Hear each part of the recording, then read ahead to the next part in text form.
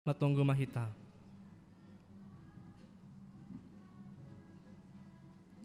Damai-Mu ma Tuhan na mengatasi akal, pikiran, pakon paluhuran nami. Manjalo hatamu nama pasing. Janaboi ihor jaun hanami perintahmu ibagas guluh nami. Tangan rahmat tonggo nami on ibagas gorani anakmu Tuhan Yesus Tuhan nami. Amin. Hora sebatagunupan. Shalom. Bapak Inang Saudara Homa nama Poso. Firman Tuhan pada hari ini diambil dari Lahuan ni Apostel Bindu 20 ayat 21 sampai ayat 31.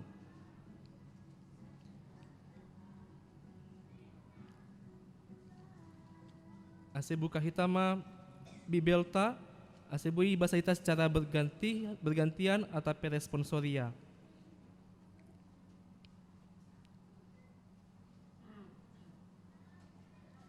Lahuan ni Apostel 20 ayat 20 sada dan subani 30 sada sepuka hanami. Tong do husak sihon bani halak Yahudi age bani halak Gorik hamubahon ni uhur bani nebata apa hapor sayaon bani Tuhanta Yesus Kristus.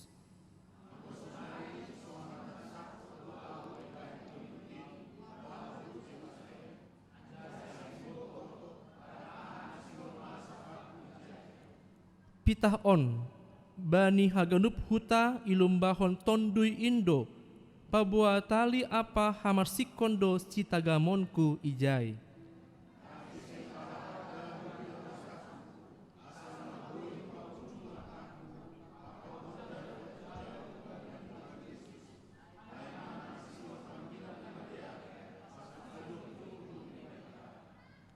Anjaha sonari hubotoh do lang idahon nasyam bebohiku haganup nasyam na huparayak laho mengambilan kon harajaon ni nebata.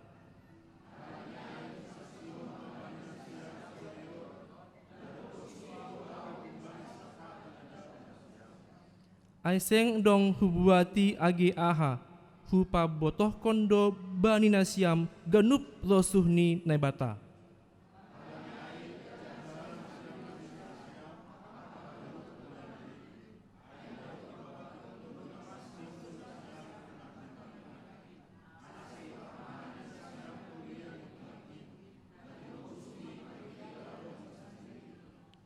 Ai huboto anggo dop laho au masuk mambani nasyam begu panoroh naso manarihon hulanan in.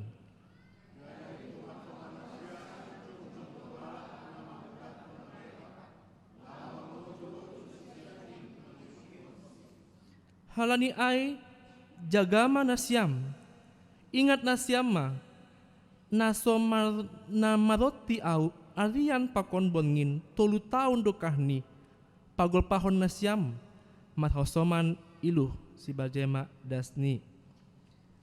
Bapak ina yang taganupan tema ambilan bata bani hari minggu on aima manggolu laho mangidangi Tuhan.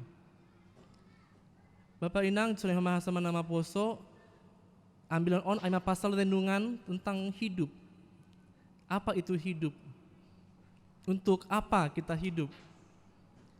Untuk siapa kita hidup? Beberapa hari yang lalu kita memperingati hari Suicide Day, hari bunuh diri. Ada peringatan hari bunuh diri dan banyak satu saya lihat yang mengatakan hidup itu berharga, jangan disia-siakan. Kalaupun ada pergumulan, ada permasalahan, jangan putus asa. Karena setiap waktu, menit, detik kehidupan kita itu punya harga yang mahal. Hidupmu berharga. Bapak Inang Coneho Masoma nama Poso, apa arti hidup bagi kita?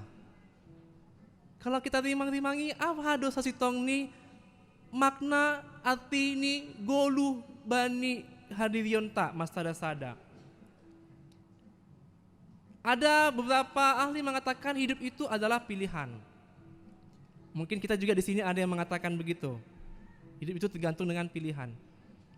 Ada yang mengatakan hidup itu adalah kesempatan. Ada juga yang mengatakan hidup itu adalah petualangan.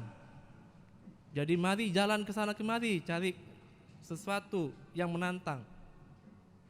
Ada juga orang yang mengatakan hidup itu adalah anugerah. Sehingga setiap materi yang kita punya, setiap relasi yang kita miliki itu adalah anugerah. Setiap sinadonganta itu semua adalah pasu-pasu. Semua adalah grace, anugerah dari Tuhan. Ada juga Bapak Inang, orang yang mengatakan hidup itu adalah kepercayaan. Kalau kita hanya bisa bernafas hari ini, itu karena Tuhan masih percaya kita bisa hidup. Itu karena Tuhan masih mempercayakan nafas kehidupan bagi kita. Sehingga dia menganggap hidup adalah suatu titipan dari Tuhan. Yang namanya titipan itu perlu dipertanggungjawabkan kalau nanti diambil lagi oleh yang punya. Selain itu ada juga Bapak Inang orang yang menganggap hidup itu adalah ujian. Sehingga setiap yang dialami itu merupakan ujian bagi kita. Baik itu suka maupun duka, itu menguji kita. Apakah suka atau duka itu membuat kita semakin dekat dengan Tuhan atau justru sebaliknya semakin jauh dari Tuhan.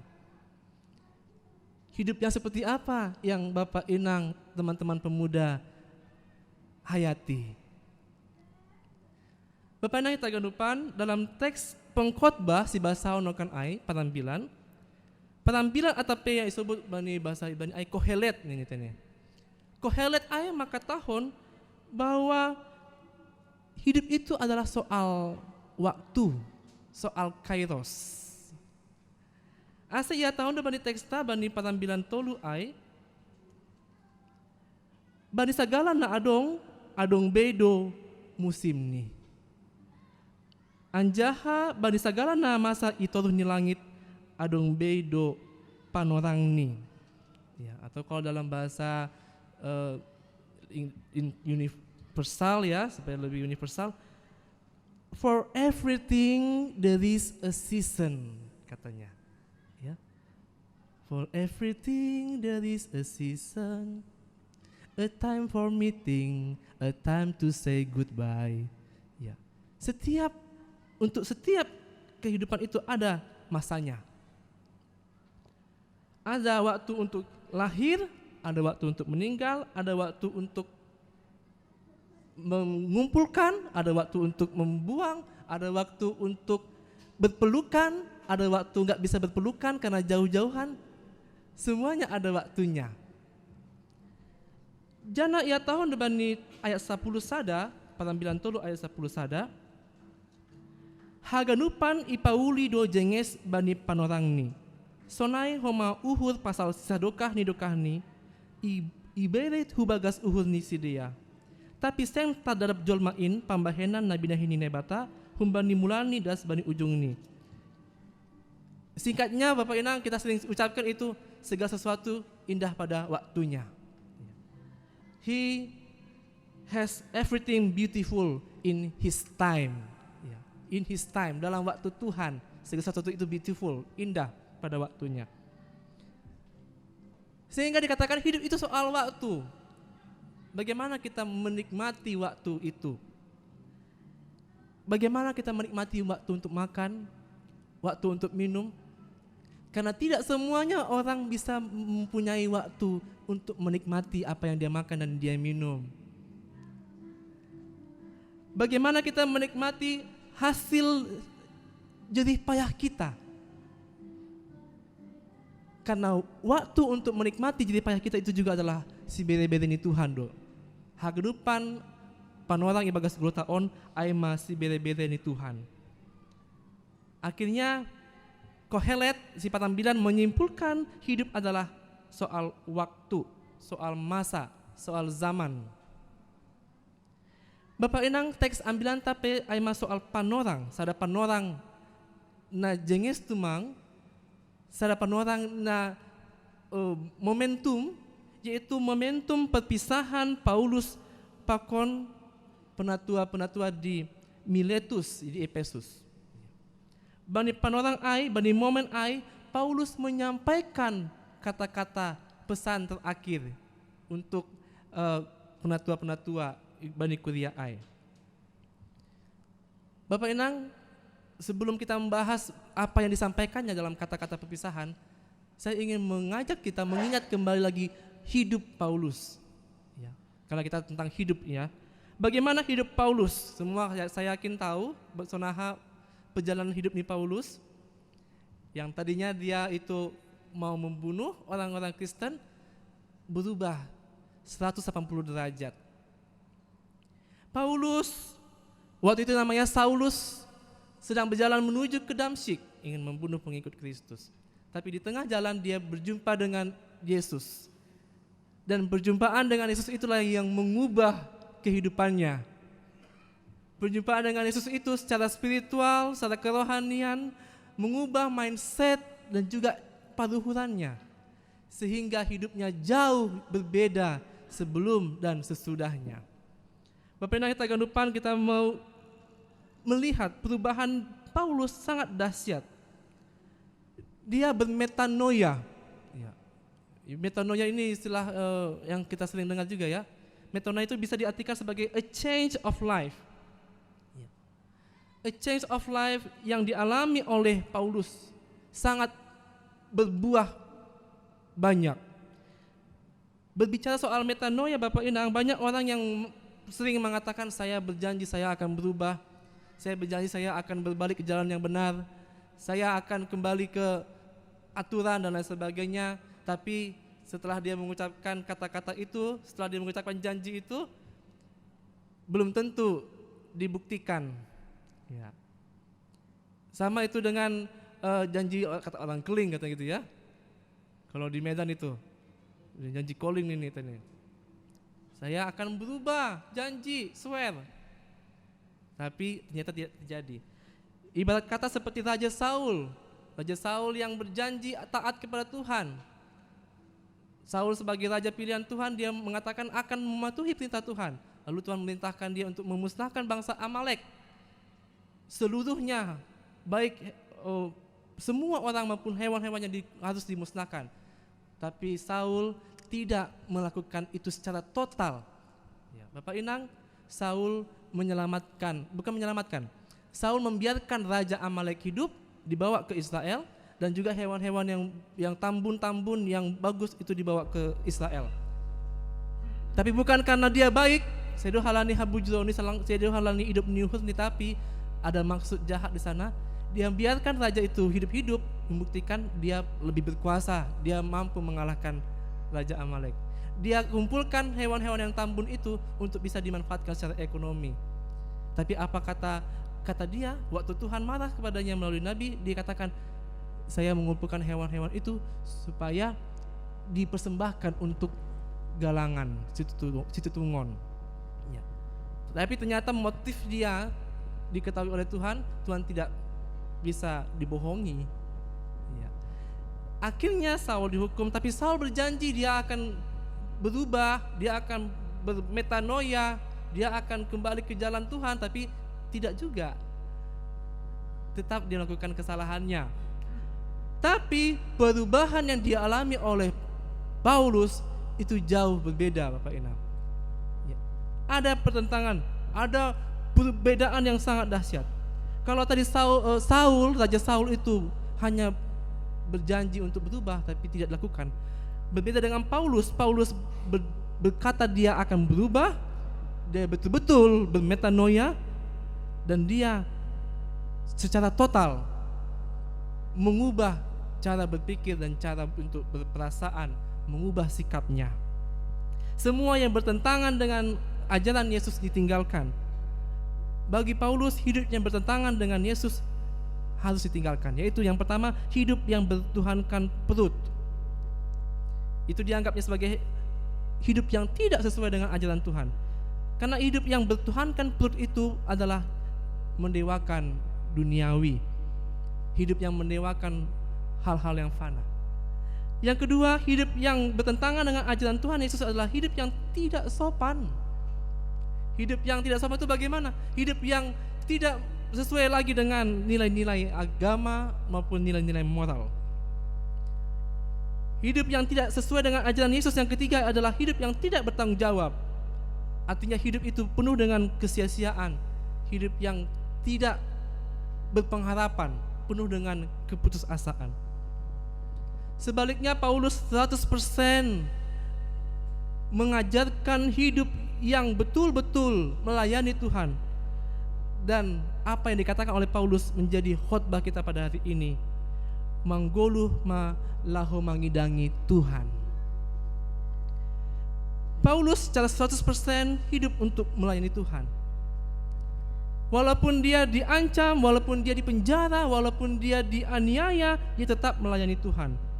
Dia tidak hitung-hitungan tentang nyawanya, tidak takut, bahkan dia merelakan nyawanya. Anggo bahasa kita bani Lahuan Apostel Lawan Apostel 20 ayat 24 ya tahun ijai, tapi seng pala harga huhira hosahku asal maboi hupa ujung langkahku apa horja nadop hujalo kumbani Tuhan Yesus aima nama nak sihon ambilan nama dia pasal hidup niuhur ni bata. Dia tidak takut, dia bahkan berani mempertaruhkan nyawanya. Dan bani pesan terakhir hata patadingan ni hubani situa-situana hun Efesus ai, Paulus menitipkan pesan kepada mereka ase menjaga jemaat, menjaga hasadaun ni kuria. Hal ni ai jaga manasiam, ingat nasiama nasoman nama roti au harian pakon bongin tolu tahun dokahni pagol pahon nasiam mahasoman iluh. Dia betul-betul konsisten untuk memelihara kesatuan, memelihara kehidupan jemaat itu supaya tetap kompak, supaya tetap satu dan bisa memuji melayani Tuhan, beribadah kepada Tuhan. Bapak Inang Taganupan, sungguh luar biasa perubahan yang dialami oleh Paulus dalam hidupnya, sehingga hidupnya tidak lagi sia-sia, hidupnya tidak lagi terombang-ambing, tapi justru hidupnya punya arah dan tujuan yang jelas. Sebagai kesimpulan Bapak Inang, Paulus menyampaikan beberapa hal bagaimana hidup yang melayani Tuhan. Yang pertama, hidupnya itu haruslah berorientasi kepada Kristus. Hidup yang melayani Tuhan berarti orientasinya, arah pikirannya itu kepada Kristus. Hidup yang mengarahkan hati, perasaannya kepada Tuhan Yesus, bukan lagi kepada perasaan diri sendiri, bukan lagi meninggikan kemauan diri sendiri, bukan lagi mau menonjolkan kehebatan sendiri, tapi justru betul-betul ingin menonjolkan nama Tuhan. Orang yang berorientasi kepada Kristus menjadi imago Christi, ya, mengikuti image dari Kristus. Apa itu image Kristus? Kristus punya image-nya itu apa? Kudus. Dia tidak pernah punya celah. Image-nya Yesus apa? Dia sitong, dia adil, dia juga benar. Oleh karena itu pengikut Kristus juga berorientasi kepada Kristus, imago Christi. Nah, paduahon hidup yang melayani Tuhan adalah hidup yang berbuah. Hidup yang berbuah ini mengisi hidup bukan dengan kesia-siaan. Maka hidup yang berbuah bukanlah hidup yang boros, hidup yang foya-foya, tapi hidup yang punya tujuan yang jelas, punya visi misi yang jelas. Hidupnya berbuah, buahnya banyak, buahnya itu sangat baik, dan buahnya itu juga penuh dengan kreativitas, karena Tuhan tinggal di dalamnya dan dia juga tinggal dalam Tuhan. Ya, ada ini Tuhan Yesus ini. Ya, jika aku tinggal dalam dia dan dia tinggal dalam aku, maka apa yang dia minta akan diberikan, dan dia akan berbuah, buahnya pun lebat. Dan itulah yang menjadi ciri-ciri orang yang melayani Tuhan. Hidupnya penuh dengan buah-buah yang baik. Sonahado magabe punya hidup yang berbuah ketika kita hidup di masa yang sekarang ini. Ya, di masa sekarang ini yang sekarang katanya ini serba digital ya, Bapak Inang ya. Sonahado itu berbuah di tengah-tengah kehidupan yang IoT. Ya, anak muda mengatakan Internet of Things. Segala hal berhubungan dengan internet. Ya. How? Ya, bagaimana kita menunjukkan buah kita di tengah-tengah hidup yang serba dengan internet ini, di dunia yang serba banyak data ini, big data ini, di dunia yang katanya serba mulai banyak kecerdasan buatan, mulai dihidupkan robot-robot yang bisa menggantikan pekerjaan manusia. Bagaimana kita menggunakan hidup kita itu untuk menghasilkan buah yang baik tadi.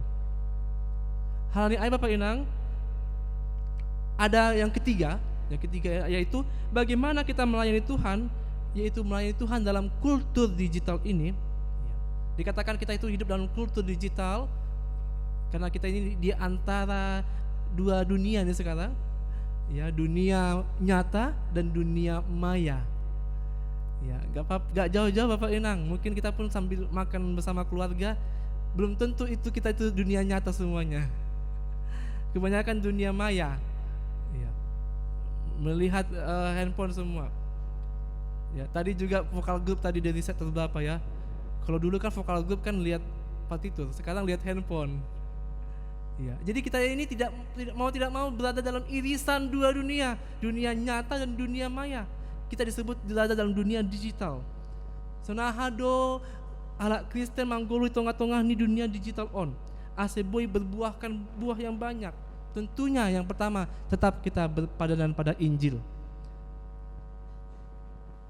Walaupun di tengah-tengah dunia yang maju, tetap kita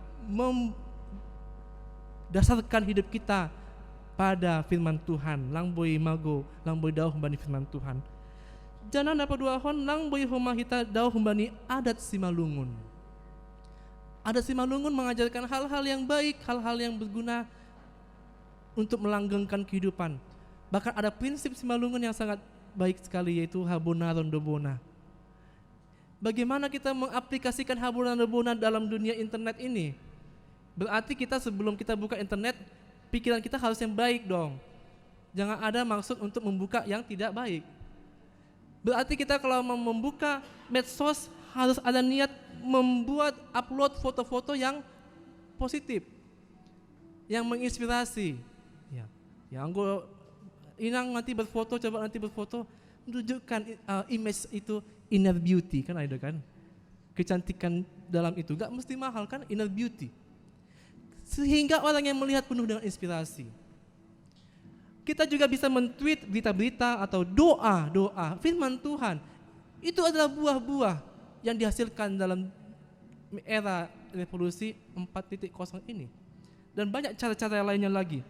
Bagaimana kita mengupgrade diri, membohali diri. Ya. Pendeta Raja bukan asal ya, tapi memang tugas kita adalah membohali kuriain ase marbagal ibagas ajaran Kristus, ya, supaya kita punya kepercayaan iman yang teguh, jonam, maturat, ya, bertumbuh dan berbuah.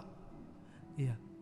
Hal ini kita didorong untuk tetap mengupgrade diri, membohali diri, ase gabe pasu-pasu, ase gabe orang yang berorientasi pada kebenaran, ya, habonaron debona, sehingga kita juga bisa menggunakan kemajuan teknologi dengan baik dan benar sesuai dengan adat kita Simalungun. Bapak Ibu taganupan, nah berikut nih, untuk melayani Tuhan kita juga harus memelihara Bhinneka Tunggal Ika. Kita harus memahami bahwa kita semua berbeda-beda. Ya, baik dari segi cara berpikir kita berbeda-beda, dari latar belakang pendidikan, ekonomi dan lain sebagainya, kita semua berbeda-beda. Tapi untuk melayani Tuhan kita harus bisa saling menghargai, saling menghormati. Dalam perbedaan itulah justru kita saling melengkapi. Dalam perbedaan kita tetap bisa berbagi. Dalam perbedaan kita bisa saling menegur, mengingatkan, karena kita semua saudara. Ya, ada istilahnya teguran saudara. Ya, teguran saudara itu artinya bagaimana kita saling mengingatkan. Ketika ada kesalahan kita ingatkan dia sebagai saudara. Ya. Kalau ada orang lain yang mengingatkan kita, mungkin kita akan marah atau kesal. Tapi kalau yang lain itu kita anggap sebagai saudara kita dan dia mengingatkan kita, kita tidak ada masalah. Orang yang melayani Tuhan harus bisa menerima teguran ataupun kritik yang membangun. Dan kita juga perlu saling membantu sesuai dengan kemampuan masing-masing. Ya. Bapak Ibu tak lupa, dalam konteks kita hari ini kita melihat gereja kita masih dalam renovasi. Ya. Saya tadi pertama datang ke sini melihat begini ya. Oh ya, ada waktunya semuanya. Ada waktunya untuk mengumpulkan dana untuk pembangunan, ada waktunya untuk berpanas-panasan di sini dulu, ada waktunya nanti kita akan sejuk, tenang di gedung yang baru, kan ada kan? Semua itu ada waktunya Bapak Inang. Tinggal kita bagaimana menikmati, bagaimana kita pemalaskan uhutam untuk menjalani proses ini. Iya. Dan Bapak Inang tak lupa, sebagai suatu tambahan dalam khotbah ini, Hanami membuat sada ilustrasi dari buku Selamat Berjuang karangan Bapak Andar Ismail. Karena ini juga kita dekat dengan momen G30 SPKI. Ada ternyata seorang adiknya Aidit yang ternyata dia masuk Kristen. Ya, kita semua tahu Aidit ya orang nomor 1 ya di Partai Komunis Indonesia. Dia punya adik namanya Sobron.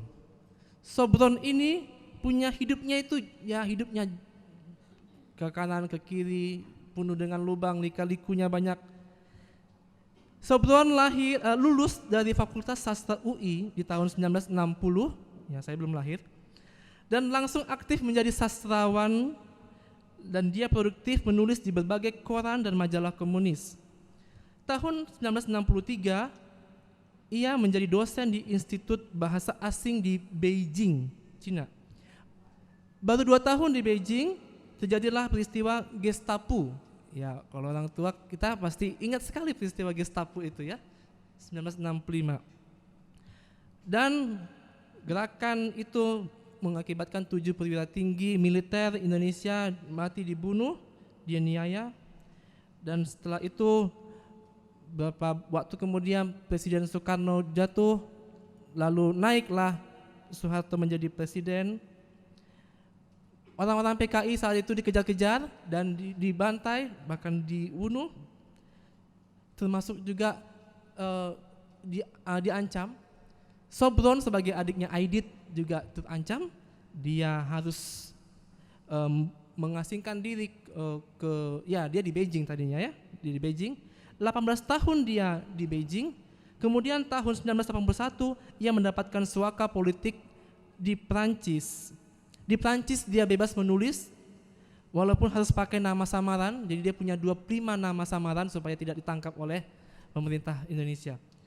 Dia menulis dari Prancis dan sering mengunjungi teman-temannya orang Indonesia di Belanda. Singkat cerita, Sobron adiknya Aidit tadi bergumul mencari arti hidup. Sebetulnya apa arti hidup ini? Sebetulnya untuk apa sih hidup ini? Untuk siapa saat hidup ini? Lalu ia sering membaca buku-buku yang diberikan temannya orang Kristen. Dia sering baca buku-buku tentang Tuhan Yesus, ajaran Tuhan Yesus, sehingga akhirnya sedikit demi sedikit dia mulai memahami firman Tuhan, Injil, dan akhirnya dia masuk Kristen pada usia 66 tahun. Ya. Lalu setelah 66 tahun usianya dia masuk Kristen, dia menjalani hidup sebagai orang Kristen dalam 7 tahun, dan 7 tahun itu dipakainya betul-betul untuk melayani Tuhan. Dia pakai untuk banyak menulis, dia pakai untuk mengunjungi gereja-gereja di Eropa dan juga di Indonesia. Ahana siul ipadaskon ijon ayama bahwa hidup itu ternyata sangat jauh berharga. Ketika kita berjumpa dengan Yesus, hidup itu sangat-sangat berarti. Umur 66 tahun baru kenal Yesus, tapi hidupnya sangat berarti Bapak Inang. Kita ini dari lahir mungkin ini jadi orang Kristen ya. Mungkin begitu brojol langsung ada ininya Kristen. Ya kan? Di KTP kita juga sudah langsung Kristen. Ya mungkin ada 1-2 halat baru masuk. Tapi kita didorong juga untuk melayani Tuhan Bapak Inang. Hidup ini katanya adalah untuk melayani Tuhan. Tidak jauh-jauh, tidak untuk bermacam-macam neko-neko, tapi untuk melayani Tuhan. Bapak Ibu tak lupa, konteks GKPS tahun ini adalah memasuki masa periodisasi. Ya, tahun depan kita akan periode. Mulai dari pusat, resort, jemaat, pengurus seksi, pengurus sektor, pengurus lansia mungkin juga akan periodisasi. Pengurus pemuda juga akan periodisasi. Kita dipanggil untuk melayani Tuhan. Ya. Bapak Inang, untuk melayani Tuhan itu banyak halangannya. Iya, banyak halangannya. Jelas itu. Tapi kata Tuhan, I sedo tondui biar iberenai bata, tapi tondui hagogohon holong apa pandajion diri do. 2 Timotius 1 ayat 17. Kalau Bapak Inang punya kekurangan, punya keterbatasan, itu bukan berarti kita tidak bisa untuk menjadi pelayan Tuhan. Pelayan Tuhan bukan hanya jadi situa atau syamas loh. Pelayan Tuhan bukan hanya harus di tabalhon. Iya. Hidup untuk melayani Tuhan tema kita, bukan berarti kita semua jadi parhorja. Tapi kita mau memberikan diri kita untuk menyatu dalam tubuh Kristus, tubuh Tuhan ini, jemaat Tuhan. Bapak Ibu, taganupan kita adalah tubuh Kristus. Tubuh berarti itu saling berkaitan. Tubuh berarti saling berhubungan satu sama lain. Ya. Hidup melayani Tuhan tidak bisa sendiri-sendiri. Harus bekerja sama dengan orang lain. Makanya kanaya tahun harus panjang sabar, harus bisa menerima kritikan. Banyak tantangannya. Memang iya, betul. Tapi kita semua bekerja sama. Aimana disebut kanaya satu tubuh. Tubuh Kristus. Asal Bapak Inang di tengah-tengah nih kuliah, kita semua diarahkan untuk bersatu padu seperti daging menyatu dengan tulang, sendi-sendi menyatu sehingga bisa jongjong satu tubuh. Begitu juga kita Bapak Inang, pemuda, sekolah minggu, wanita, lansia, para bapaun, semuanya perlu menyatu untuk bisa membangun tubuh Kristus tadi. Iya. Ketika kita dikatakan satu tubuh, kayak kita satu tubuh, kalau ada satu bagian yang sakit, itu adalah mempengaruhi bagian lainnya. Ya. Anggo misalnya mambolit ma ipon ni bapak ai kan itu kan, mambolit ipon ni bapak, bukan iponnya saja yang sakit, tapi semua pasti pengaruh. Bahkan nggak enak lagi tidur, nggak enak lagi untuk berpikir dan lain sebagainya. Kalau di gereja, di jemaat ada yang sakit, itu juga pengaruh kepada kesatuan kita.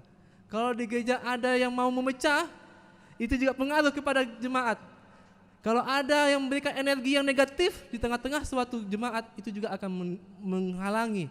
Tapi kalau semua komponen-komponen jemaat itu memberikan energi positif, maka kita semuanya akan bisa berjalan dengan baik, mengarungi samudra kehidupan ini.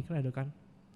Gereja itu digambarkan seperti sebuah kapal yang mengarungi lautan yang luas. Kalau kita tidak bisa kompak dan menyatu, kita bisa oleng-oleng, bahkan bisa tenggelam. Tapi kalau kita satu, kita bisa sampai ke tujuan kita bersama. Tujuan kita bersama kemana? Yaitu kepada surga Hasonangan In. Semuanya harus berperan. Bapak Inang, ini adalah gong bagi kita. Tema kita adalah hidup untuk melayani Tuhan. Bukan harus yang wow, bukan harus yang ditahbis. Apapun yang bisa kita lakukan untuk kemajuan jemaat ini, berikanlah itu. Gereja kita sedang membangun, apapun yang Bapak Inang bisa berikan untuk membangun jemaat, membangun gedungnya, berikanlah itu. Kita akan melayani tahun depan, akan ada banyak perubahan-perubahan. Kita bukan hanya butuh parhorja, tapi kita juga butuh pemain musik, kita juga butuh penerima tamu, song leader. Tahun depan mungkin kita akan pakai agenda baru. Agenda baru itu butuh ada kesaksian. Model D itu butuh orang-orang yang mau bersaksi, menyaksikan, menyampaikan kepada jemaat bahwa Tuhan sudah menolong dia, Tuhan sudah menyertai dia. Siapa yang mau? Ini adalah panggilan untuk hati kita bersama-sama, Bapak Inang. Ini adalah dilo-dilo, gongna bergaung untuk memanggil kita bersama-sama melayani Tuhan. Bapak Inang, melayani Tuhan itu tidak susah. Kita hadir ke gereja, duduk, pakai telinga, buka mata, itu juga adalah keaktifan untuk melayani Tuhan. Kalau kita berdoa, kita lipat tangan, orang melihat kita sedang berdoa dengan khusyuk, orang juga akan mengikuti apa yang kita lakukan. Itu sudah melayani Tuhan. Lang maningon nama bidan ay mengidangi Tuhan. Ketika kita fokus, buka mata, aktif mata kita, itu juga adalah bentuk keaktifan untuk melayani Tuhan. Bapak Indang Taganupan, ini adalah suatu panggilan bagi kita semuanya. Asih hagenupan kita on membedehkan diri kita kepada Tuhan. Halani doma perlu be Tuhan membedehkan diri ini, lawa paluahkan kita mani hagenupan dosa ta. Halani ay Bapak Inang, asih mari kita mempersiapkan diri kita ke depan, membekali diri kita ke depan, dan kita gunakan hidup kita. Waktu kita hanya terbatas. Waktu kita terbatas. Iya.